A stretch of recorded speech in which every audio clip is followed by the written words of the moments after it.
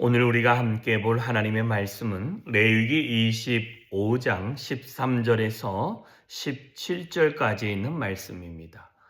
레위기 25장 13절에서 17절에 있는 말씀 같이 읽습니다. 시작. 이 희년에는 너희가 각기 자기의 소유지로 돌아갈지라 내 이웃에게 팔든지 내 이웃의 손에서 사거든 너희 각 사람은 그의 형제를 속이지 말라. 그 희년 후에 연수를 따라서 너는 이웃에게서 살 것이요 그도 소출을 얻은 연수를 따라서 내게 팔 것인즉 연수가 많으면 너는 그것의 값을 많이 매기고 연수가 적으면 너는 그것을 값을 적게 매길지니 곧 그가 소출의 다소를 따라서 내게 팔 것이라. 너희 각 사람은 자기 이웃을 속이지 말고 내 하나님을 경외하라. 나는 너희의 하나님 여호와이니라. 아멘. 자, 어제 희년의 말씀을 했습니다. 희년은 우리가 자유를 얻는 날이라고 했습니다. 종이었던 사람이 종에서, 노예했던 사람이 노예에서 해방되는 시기입니다. 그러면 희년에는 너희가 각기 자기 소유지로 돌아갑니다. 그런데 이 이웃에게 팔든지 이웃의 손에서 내가 이제 뭘 사는 게 있을 거 아니겠어요? 소유지로 돌아갔다고 해서 그 소유지가 그냥 내 것 되지는 않습니다. 그러니까 노예로서의 품삯을 받았던 걸 가지고 와서 어떤 소유지를 산다든지 아니면 내가 가지고 있었던 걸 팔 때에 뭐라고 얘기냐면 각 사람은 그의 형제를 속이지 말라라고 되어져 있습니다. 그래서 희년 후의 연수를 따라서 희년 지난 다음에 이게 몇 년을 소유했느냐 이것을 따져서 연수가 오래되면 많이 받고 그것에서 오랜 소출을 얻었기 때문에 그렇고 또한 연수가 짧으면 짧은 그것에 맞춰서 정당하게 그것을 팔아야 되고 그렇게 해야 된다라고 이야기하면서 17절에 다시 한번 이야기하기를 각 사람은 자기 이웃을 속이지 말고 하나님을 경외하여 이렇게 거래를 바르게 하라. 부당한 이익을 취하지 말라라는 것입니다. 그런데 이 부당한 이익을 취하지 말라라고 하는 이유는 간단합니다. 사람은 자신의 이득이 되는 것으로 눈이 움직이고 귀가 움직이고 생각이 움직이며 뿐만 아니라 발걸음도 그곳으로 움직입니다. 나한테 10원의 어치도 그 혜택이 안 되는 곳에는요, 사람이 관심이 있을까요, 없을까요? 아무런 관심이 없습니다. 그런데 내게 득이 된다라고 생각되면 사람이요, 수단과 방법을 가리지 않는 시기까지 갈 때까지 관심이 그쪽으로 가게 되어져 있습니다. 제가 이런 습관이 있다고 하잖아요.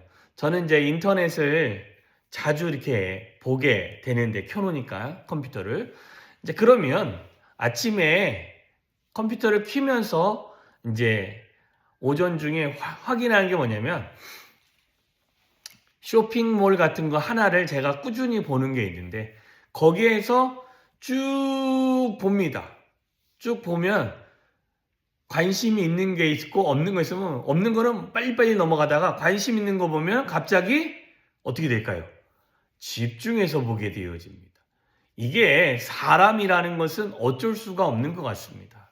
그래서 요 근래 최근에 봤던 것 중에 하나가 뭐냐면 그냥 일반 침대든지 일반 그냥 누워있는 이런 바닥에서 그 병원 침대처럼 이 허리부터 위에 머리 있는 데만 쭉 일어나는 것이 그게 광고로 올라왔습니다. 그래서 그거 얼른 사진 찍어서 우혜욱 집사님한테 드렸습니다. 집사님한테 이게 제일 필요한 것 같다고. 그랬더니 집사님도 그거 보더니 너무 감사하다고. 왜 그러냐면 자신이 지금 제일 힘든데 일어나기 좀 쉽고 조금 일어나서 일어날 수 있는 것은 그거밖에 없는 것 같다고. 너무 감사하다고. 하나 구입해야 될 것 같다. 그런 말씀을 해요. 이게 뭐냐면 관심이 있으면 그 관심에 눈에 초점이 맞춰지는데 사람이 땅을 팔다든지 내가 소출을 얻었던 것을 누구에게 팔고 살 때는요. 손익계산을 따지지 않으면 그건 사람이 아니죠. 손익계산을 따집니다. 살 때는 어떻게든지 싸게. 그죠? 아니다. 팔 때는 어떻게든 남기고 살 때는 어떻게든 싸게 살라고 하죠. 이게 사람의 이득입니다. 근데 희년에 지나고 자유를 얻고 자기의 땅으로 돌아가든지 아니면 자기의 땅이 없어서 땅을 사야 한다면 그 사람의 형편을 안다면 그 땅의 오랜 가치에 맞게 얼마 경작하지 않은 땅이면 그냥 그거에 맞춰서 계산해주고 오랜 시간 경작했으면 그 사람의 오랜 수고에 맞춰서 그걸 팔으라는 것입니다. 이것은요, 우리의 삶에서도 중요한 부분이 뭐냐면 사람을 대할 때도 이렇게 내게 득이 되는 그런 계산을 따지면요, 사람도 가려서 사귀게 되어지고 사람도 말도 나한테 득이 안 되는 사람한테는 말을 섞지 않게 되어지죠. 그러지 말라는 것입니다.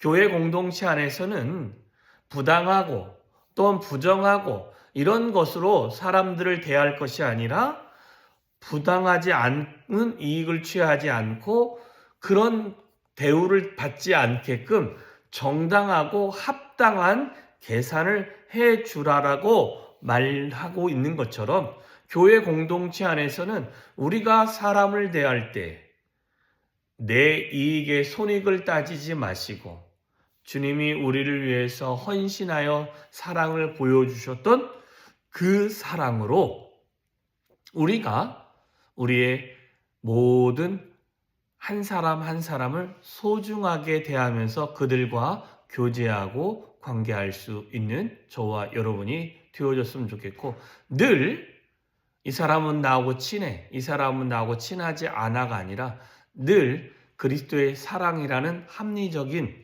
기준 아래서 그리스도 안에서 우리는 모두가 형제요 자매라는 그 기준 아래서 모든 사람을 대할 수 있기를 소망합니다. 뿐만 아니라 우리 안에서도 거래가 있지요. 그죠? 내 소출을 얻은 걸 가지고 할 때 그냥 팔아요? 아니면 시세를 알아보고 파셔요?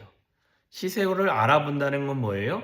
그렇게 큰 이득은 아니더라도 그래도 손해보지 않기 위해서 합리적으로 그렇게 계산하듯이 우리가 최대한 믿음의 공동체 안에서는 그렇게 큰 이득을 남기지 않고 내가 수고한 거에 대가를 받으면서 합리적인 생각과 합리적인 말과 합리적인 거래와 뿐만 아니라 합리적인 그리스도의 사랑으로 모든 사람에게 부당하게 이익을 취하거나 부당한 대접을 받지 않게끔 할 수 있는 믿음의 공동체가 되어 주셨으면 좋겠습니다.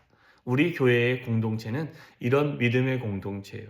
이렇게 믿음의 공동체가 모든 사람에게 이런 부당한 이익을 취하지 않고 부당한 사람을 대접하지 않는다는 것을 알게 되어지면요.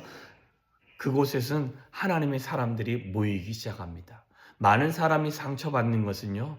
부당한 대우를 받았을 때 저 사람이 나를 무시함으로 그 사람이 나를 힘들게 함으로 오는 그 힘든 때문에 교회를 그만두는 사람도 많이 있습니다. 그렇지 않는 믿음의 공동체를 세워갈 수 있는 저와 여러분 되어주시기를 주님의 이름으로 축원합니다. 기도하겠습니다. 참 좋으신 하나님 감사합니다. 오늘도 하나님의 은혜가 우리의 삶에 차고 넘치기를 소망하고 주의 인도함을 받는 하루가 되어지게 하여 주시옵소서. 혹 우리가 사람을 판단하여 하나님 기준을 삼아서 하나님 나보다 좀 못한 사람이라면 함부로 행하고 나보다 조금 귀한 사람이라면 그 사람을 소중히 여기는 그런 생각을 갖고 살아가고 있다면 하나님 이 모든 기준을 오직 예수 그리스도의 사랑으로 모두를 평준화하고 모두에게 부당한 이득이 되지 않게끔 그리스도의 사랑을 나눠줄 수 있는 믿음의 공동체가 되어지기를 소망합니다. 하나님, 우리가 이렇게 믿음의 공동체를 세워가려고 합리적인 또한 부당한 것을 대우하지 않는다면 하나님 정말 우리 서감성결교회에 하나님의 사람들을 하나님이 정말 상처 입은 사람들을 보내주셔서 그들이 상처가 회복되어지고 천국을 소망하며 그리스도를 닮아가는 일들이 일어나게 되어질 줄 믿습니다. 하나님, 우리 서감성결교회 모든 성도님들이 이렇게 합리적이고 그리스도의 사랑에 합당하게 행동하고 말하고 사랑을 보일 수 있는 교회가 되어지게 하여 주시고 성도님들로 세워주시고 오늘 한 날 살아갈 때 이 그리스도의 사랑을 보일 수 있는 귀한 하루 되어질 수 있도록 주여 함께하여 주시옵소서. 놀라운 하나님의 은혜가 오늘도 우리 안에서 큰 일들을 행하시기를 소망하며 예수님의 이름으로 기도하였사옵나이다. 아멘.